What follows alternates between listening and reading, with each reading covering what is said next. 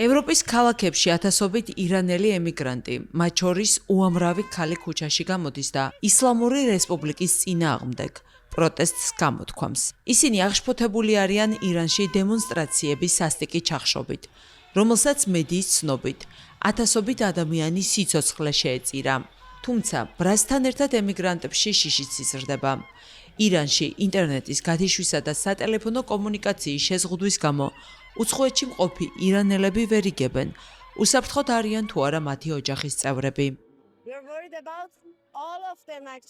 ყველაზე ვდარდობთ, ახლა უკვე აღარ ვფიქრობ, რომ ეს მხოლოდ ჩემს ოჯახს ეხება. მგონია, რომ ირანში მცხოვრები 90 მილიონი ადამიანი ჩემი ოჯახის წევრია. მათ ხოცავენ, რაც უფრო მეტი ინფორმაცია ვრცელდება, მით უფრო გვაშინებს, რადგან ვიცით რა არის ისლამური რესპუბლიკა და ვინ არის ალი ხამენეი. ბერლინში მცხოვრები 34 წლის ანაჰიტა ამბობს, რომ ირანში მილიონობით ადამიანს საკუთარი ოჯახის წევრად მიიჩნევს.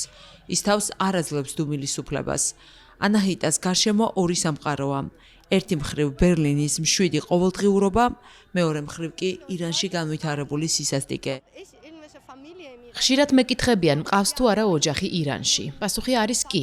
მე ირანში 90 მილიონი ოჯახი მყავს. როგორ შემიძლია გავჩუმდე და არაფერი გავაკეთო? სამწუხაროდ, მსოფლიოს ჩვენი ხმა არ ესმის. ერთ-ერთი ადგილი ბერლინში ჰედაიათის კაფეა, სადაც ემიგრანტები ერთმანეთს დუმილითა და თანაგრძნობით უზიარებენ ტკივილს.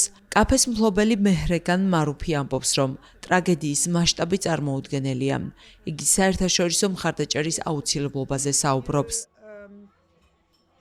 ახლა ეს ყველაფერი ბევრად უფრო დიდ მასშტაბს მოიცავს, რადგან იდენტობასაც ეხება. აქ მხოლოდ ჩაგვრისა და ქალთა უფლებების საკითხი არ დგას.